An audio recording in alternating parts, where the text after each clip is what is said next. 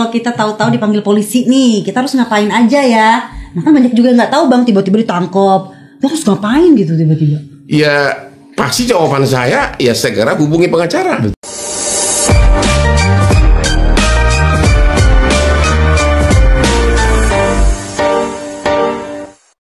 Setelah saya baca juga dosa-dosanya gitu loh. Jadi impas. Abang jadi banyak ya, karena saya melakukan pro bono juga gitu. Ini gimana tanggapannya Prof Edi gitu dengan berubahnya teknologi gitu, kecanggihan teknologi sekarang orang lebih gampang belanja masalah dari sosial media ya? Ya, ada yang menarik di dalam KUHP baru ini bang. Ya. Ini juga untuk publik tahu, ada satu bab khusus tentang sistem peradilan berbasis teknologi informasi. Ya. Sehingga segala sesuatu itu bisa cepat dan itu kan terpublish. Ya.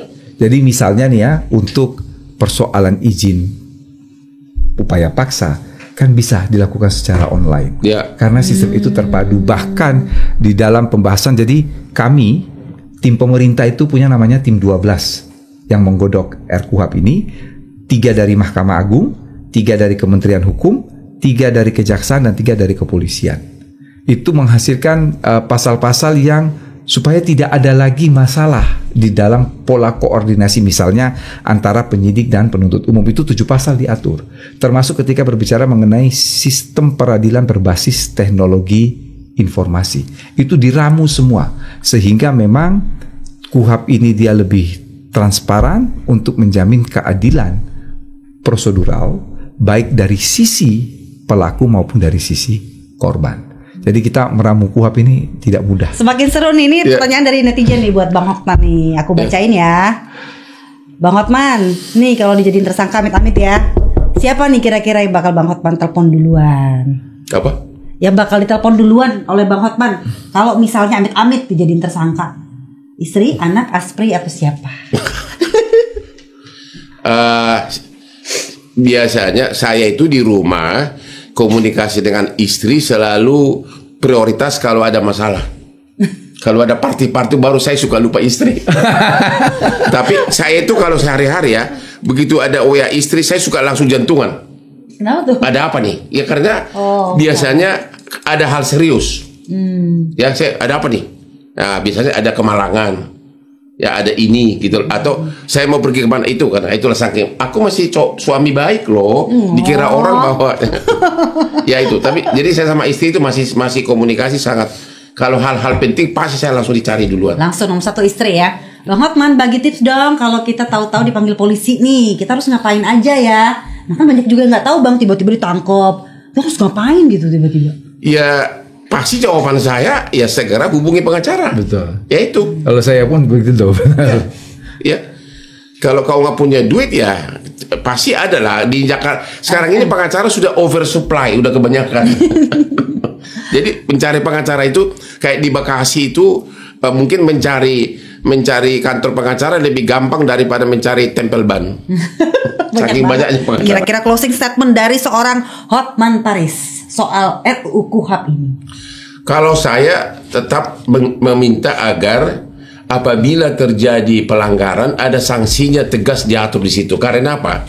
Secantik-cantiknya undang-undang kalau tidak ada sanksinya ya apa diadukan pun nggak ada gunanya. Jadi kalau misalnya disebutkan misalnya apabila hak si terperiksa tidak diberikan didampingi pengacara, maka BAP-nya batal demi hukum, tidak sah dan tidak bisa dijadikan jadi berkas perkara. Itu baru benar-benar efektif. Jadi ada larangannya, ada normatifnya. Bukan di sini kan banyak kan normatif ada, tapi sanksinya ada langsung di situ. Itu saran saya kalau masih bisa. Agar benar-benar normatif itu ditakutin, dihormati, itu maksud saya. Your response, Prof? Ya, nanti kita pertimbangkan. Ya. Apalagi ya kalau saya ingin menyatakan bahwa rumusan KUHP yang dibentuk oleh pemerintah dan DPR ini sudah mencoba untuk mengakomodasi berbagai pihak, baik dari sisi pihak terlapor maupun pihak pelapor. Dan sebetulnya kalau kita melihat konstelasi ini sudah pas. Kalau kita bicara di pemerintah, di situ ada Mahkamah Agung, ada Menteri Hukum, ada Jaksa Agung, ada Kapolri, ada juga Menteri Sekretaris Negara. Yang mungkin orang akan melihat itu dari kewenangan aparat. Tetapi hal yang ingin saya katakan, teman-teman Komisi 3 itu sebagian besar adalah lawyer. Jadi tidak perlu meragukan. Tidak perlu meragukan teman-teman Komisi 3 yang sebagian besar lawyer itu untuk memberikan perlindungan yang maksimal terhadap individu. Dan itu terlihat jelas di dalam pembahasan RKUHP ini. Kurang partisipatif apa? Saya tahu persis Pak Habib sebagai Ketua Komisi 3 dan teman-teman Ketua Komisi 3 lainnya dan teman-teman di Komisi 3 lainnya itu beberapa kali mengundang rapat dengar pendapat. Kalau saya tidak salah hampir 56 kali. Jadi kurang partisipatif apa? Bahkan kemarin pun ketika saya tahu persis hari Senin kalau saya tidak salah itu masih diundang juga. Kita menerima Komisi 3 menerima dari lembaga APIK ya untuk menyampaikan masukan, dan masukan itu konstruktif terkait dengan hak-hak perempuan dan persoalan gender. Saya kira itu kita akomodasi.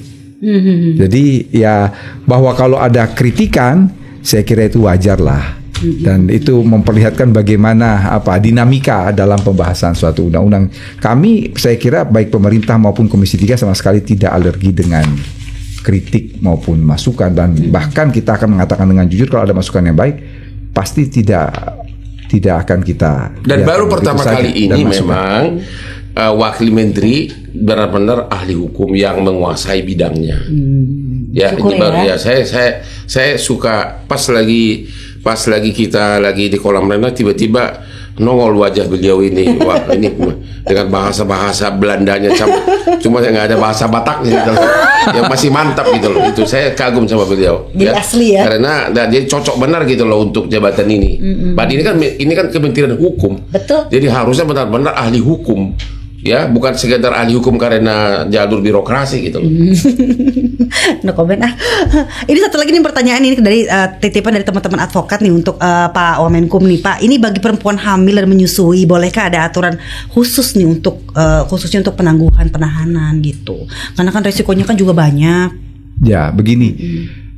Kalau kita bicara penahanan adalah upaya paksa, dan itu pasti ada diskresi di dalamnya ketika dalam hal-hal tertentu. Saya kira kan ada tuh di dalam RUU KUHP mengenai hak perempuan, itu diatur tuh, termasuk hak anak dan lain sebagainya, termasuk hak penyandang disabilitas. Ya. Baik, oke, terima kasih Prof Edi dan juga Bang Hotman. Terima kasih atas waktunya hari ini. Semoga apa yang disampaikan dan kita diskusikan hari ini bermanfaat dan makin mencerahkan ya knowledge Anda. Saya Dian Mirza, kita akan jumpa di WhatsApp berikutnya. Terima kasih dan sampai jumpa. Oke.